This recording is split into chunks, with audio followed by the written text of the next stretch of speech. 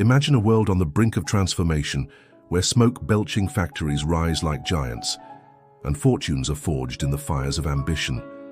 The 19th century unfurls before us, a chaotic tapestry of invention, immigration, and unimaginable wealth. This is the Gilded Age, a glittering yet ruthless era spanning 1870 to 1900, where the seeds of modern billionaires were sown. Beneath this golden veneer lies a darker truth. Historians in the 1920s, inspired by Mark Twain's 1873 novel, dubbed it the Gilded Age, not for its purity, but for its deceptive shine. It was a time when industrialists, often called robber barons, clawed their way to power with tactics that shocked even their contemporaries. Among them, one man towered above the rest, a figure whose name would echo through history as a symbol of both brilliance and infamy. John D. Rockefeller, born in 1839 in the modest town of Richford, New York, didn't just play the game, he rewrote the rules.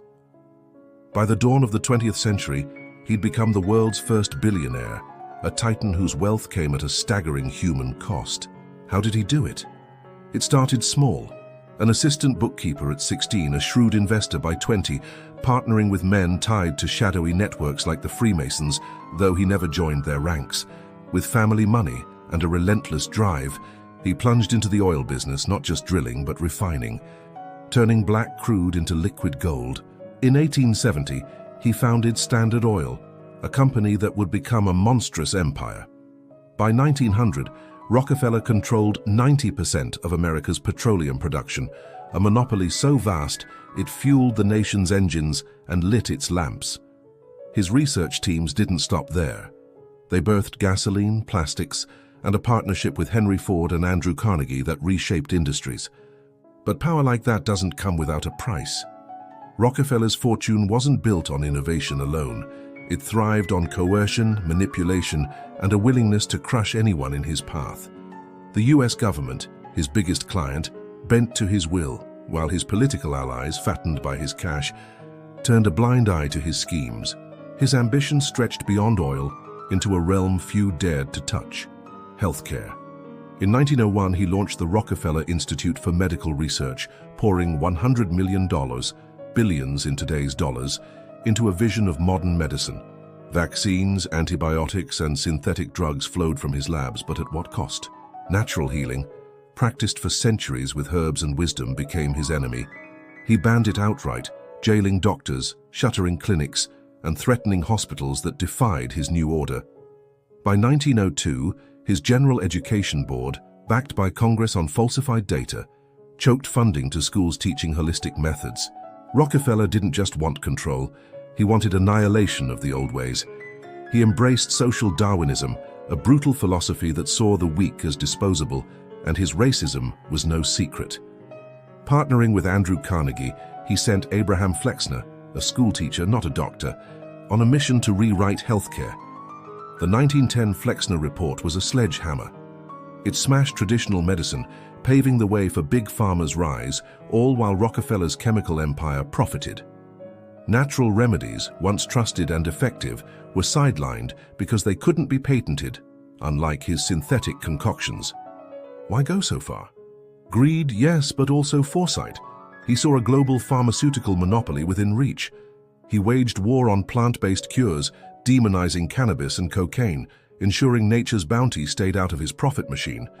His doctors claimed victories, like eradicating hookworm, that were lies spun to win Congress's favor.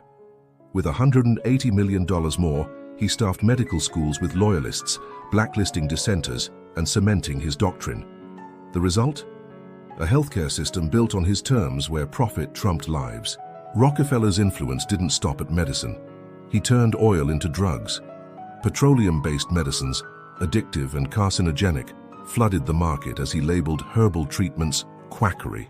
Bribes to politicians and pressure on insurance companies sealed their fate. The media fell next. Titans like Joseph Pulitzer and William Randolph Hearst spread his propaganda, their pockets lined with his oil-stained dollars. The American Medical Association bowed to him, purging natural healing from its curriculum and silencing rebellious doctors. When his own drugs were linked to cancer, he didn't flinch. He founded the American Cancer Society, buried the truth, and kept natural remedies at bay. His hypocrisy was breathtaking, a blueprint for corruption that echoes in today's Big Pharma scandals. But Rockefeller's web stretched further. With J.P. Morgan and Kuhn Loeb, he backed the Federal Reserve in 1913, a system rigged with exemptions for the elite. His family ties, marriages and alliances wove a dynasty of power that still lingers in modern politics. By 1930, his son's Chase Bank swallowed Equitable Trust, making it the world's largest bank. Rockefeller's grip tightened, oil, drugs, finance, all under one family's thumb. Then came the darkest chapter, a partnership with IG Farben, the German firm behind Auschwitz. IG Farben's Zyklon B, once a pesticide, became the gas of genocide, and Rockefeller's company profited. His board cheered the SS alliance, turning mass murder into a business opportunity. After the war, IG Farben splintered into today's corporate giants, Bayer, Nestle, and more, carrying his legacy. David Rockefeller, his grandson, chaired Chase Manhattan, now J.P. Morgan Chase, with trillions in assets. The family's empire owns half of U.S. Big Pharma, a $500 billion juggernaut dwarfed only by weapons. Their lobbyists, over 1 to 100 strong, flood Congress with cash, just as they did in 2016 with $58 million. The corruption deepened as Big Pharma outsourced to India and China, exploiting cheap labor while hiking drug prices.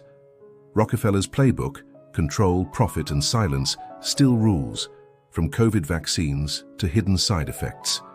His influence is a ghost in the machine, haunting us with every pill we swallow. Yet this isn't just history, it's a warning. The Gilded Age birthed a man who bent the world to his will, leaving scars we still feel. Rockefeller wasn't a mere industrialist, he was a force of nature, reshaping society with a ruthless hand. His story is thrilling, terrifying, and all too real. From oil wells to gas chambers, from hospitals to banks, he built an empire on ambition and betrayal. And as we navigate today's crises, we must ask, how much of his shadow still falls across our lives?